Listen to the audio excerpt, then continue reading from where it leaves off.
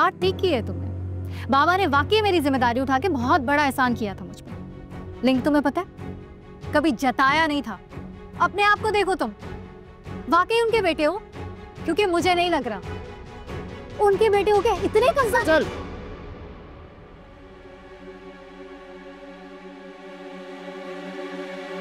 ये क्वालिटी भी है तुम्हें, और तुम्हें हाथ भी उठा लेते हो तुम। Look, I'm really sorry for this, but you are crossing your limits. और आइंदा अगर तुमने इस तरह की बदतमीजी की तो क्या करोगे तुम? तुम्हें जो करना हो ना तुम कर लेना, क्योंकि मुझे कोई फर्क नहीं पड़ता।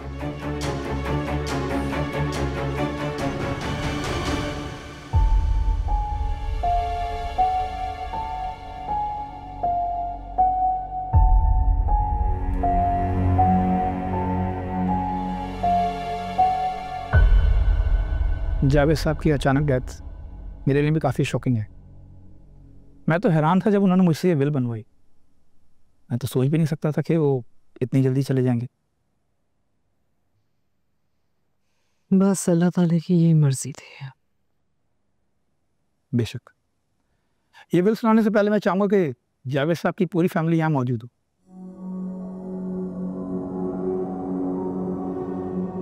तुम सब यही है?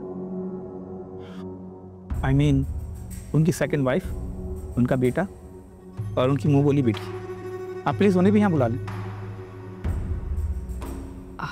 बुशरा जी, बाकी सबको बुला के ले आओ। Great.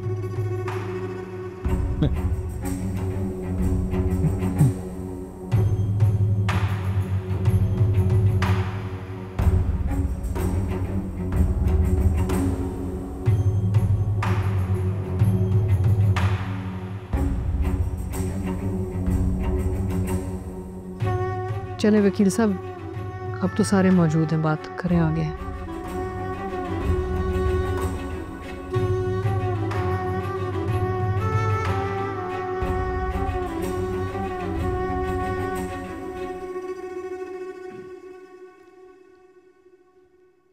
जावेद साहब ने अपनी तमाम प्रॉपर्टी, ये घर, इसके अलावा बाकी सारी प्रॉपर्टी, अपना सारा बिजनेस और अपने नाम के तमाम शेयर्स अपने तीनों बेटे और एक बेटी के नाम की।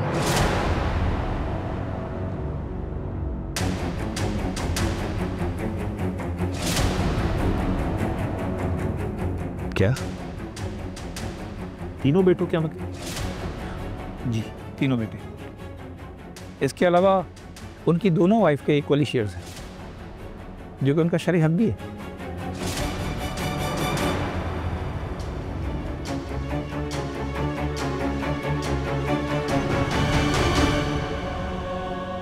इसके अलावा कुछ प्रॉपर्टी और शेयर्स उन्होंने सज्जर के नाम भी किए हैं, क्योंकि इनको वो अपनी मुंह बोली बेटी मानते थे।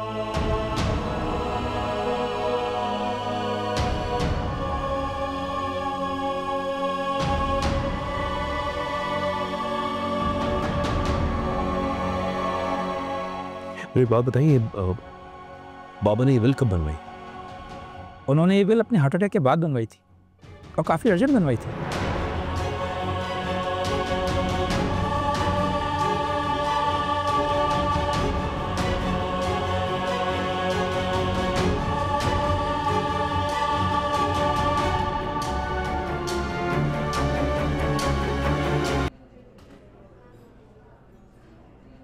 सी, आई टोल्ड यू, मुझे डर था कि ऐसा हो सकता है।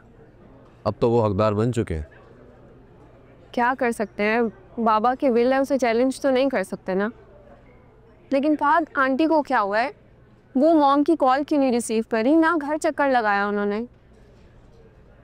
मेरी तो समझ में नहीं आ रहा है कि आखिर अम्मी चाहती क्या है। दिमाग ख़राब कर रखा उन्होंने मेरा। हमारा रिश्ता ख़त्म करने की बात कर रही है वो।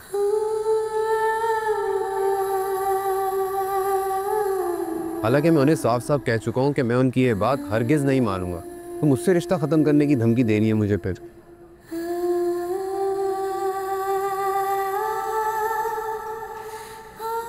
मैंने तो ये सोचा था कि वो लोग चले जाएंगे तो इस बात पर धूल मिट्टी पड़ जाएगी और अम्मी का मूड भी ठीक हो जाएगा, मगर मुझे नहीं समझ आ रहा मैं किस तरह मनाऊं अम्मी को।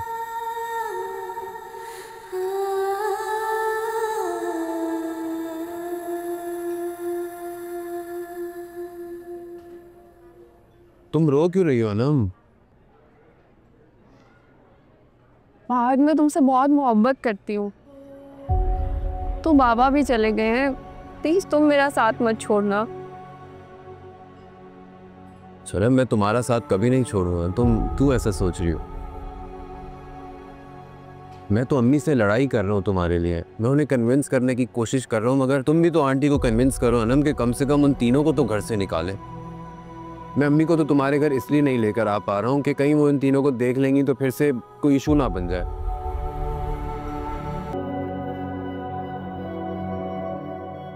हटो यहाँ से। क्यों? समझ नहीं आ रहा क्या कह रही हूँ? हटो यहाँ से। ये बात सुन, तुम बदतमीजी किससे कर रही हो? हैं? तुम ना सुनो तमीज से। हाँ, अब तुम ये धौंस नहीं दे सकती हमें कि घर तुम्हारा है। ये घर हमारा भी है। नहीं समझ आती तो विल में जाके पढ़ लो, कैपिटल लेटर्स में लिखा हुआ है मेरा नाम। जानती है बेचारी, इसीलिए तो फ्रस्ट्रेटेड घूम रही है। लेकिन इस वक्त मुझे तुम पे तरस आ रहा है। तुम्हारी मंगनी टूट गई है ना? Shut up! निकालो।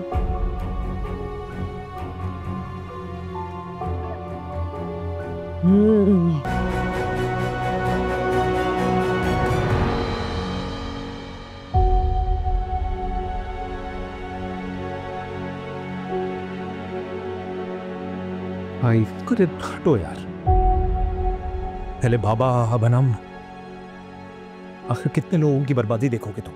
क्या कह रहे हैं आप? अनम को कुछ नहीं होगा। डॉक्टर ने कहा है कि इतना बड़ा मसला नहीं है। इज्जत और दौलत के साथ साथ हमारे जान से प्यारे रिश्ते भी खो रहे हैं। बाबा की मौत का गम अभी ताजा है, दिल से वो दुख कभी कम नहीं हुआ है। एक तरफ ये इसका रिश्ता टूट रहा है फहद से, दूसरी तरफ मेरा रिश्ता टूट रहा है ज़ैनब से। हैं? ये क्या कह रहे हैं आप? क्या हुआ है आप दोनों के बीच? तो आई नो वो पागल हो गई है, बदगुमान हो गई है मुझे लेके। उसको लगता है जो बाबा ने मामा के साथ किया वो मैं उसके साथ करूंगा। ये सब क्या फजूल सोच रही है वो? असद, क्या हुआ? अनम कैसी है? आंटी ने मुझे बताया उसने सुसाइड करने की कोशिश की। नहीं है ठीक, वो आईसीयू में है। उसने खुदकुशी तुम्हारी वजह से करने की कोशिश की है। अगर उसको कुछ हुआ ना फहद, मैं तुम्हें छोड़ूंगा नहीं। भाई बस करे। Excuse me. जी कैसी मेरी बहन? Now she is fine. अब खतरे से बाहर है वो। Thank you. Thank you doctor. Thank you.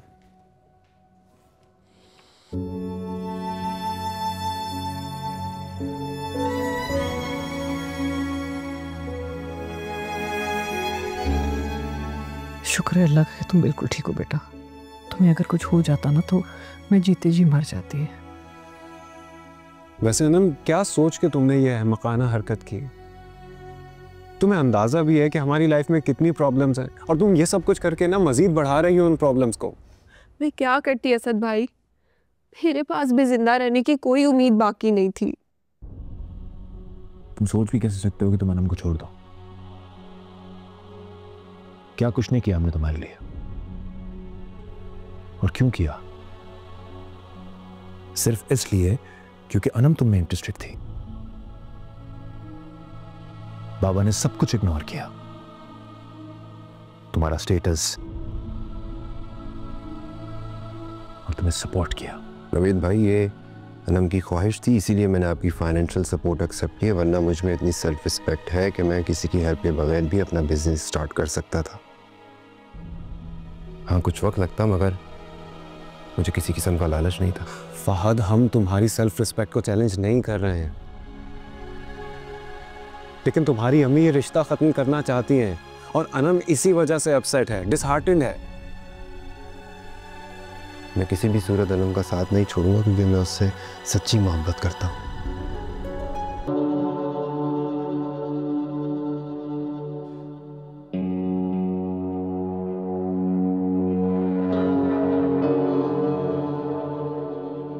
तुम दोनों ने मेरी बेटी से कुछ कहा है? टीज किया है उसको? मजाक उड़ाया उसका? वो अस्मा जी, बस नौशीन, मैंने तुम लोगों को इस घर से नहीं निकाला। तुम चाहती थी कि तुम अपनी इद्दत जावेद के घर में गुजारो। मैंने तुम्हारी बात मानी, तुम्हें यहाँ रहने दिया, तुम्हारे बच्चों को यहाँ रहने दिया।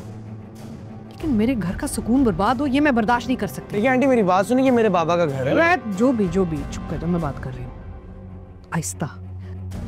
मेरे बच्चों ने कभी ऐसे बात नहीं की मुझसे, तुम तो फिर भी।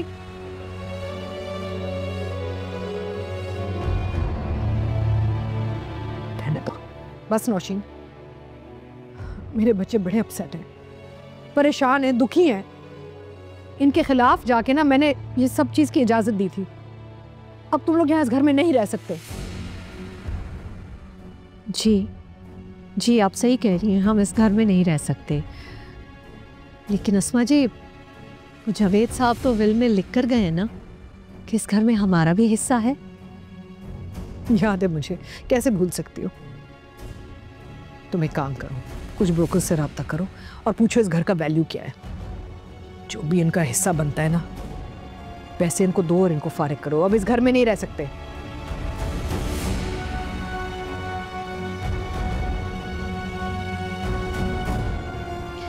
मेरी औलाद मेरी जिंदगी है, मैं इनकी खुशी और इनकी जिंदगी बर्बाद नहीं होने दूंगी। तुम लोगों में रहम खा के ना मैंने इनको बड़ा दुख दिया है, अब बहुत हो गया है। इस घर से चले जाओ तुम तीनों।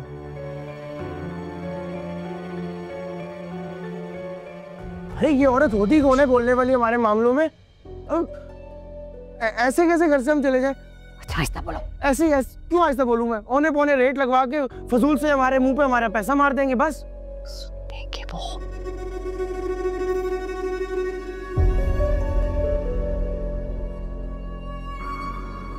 सुन,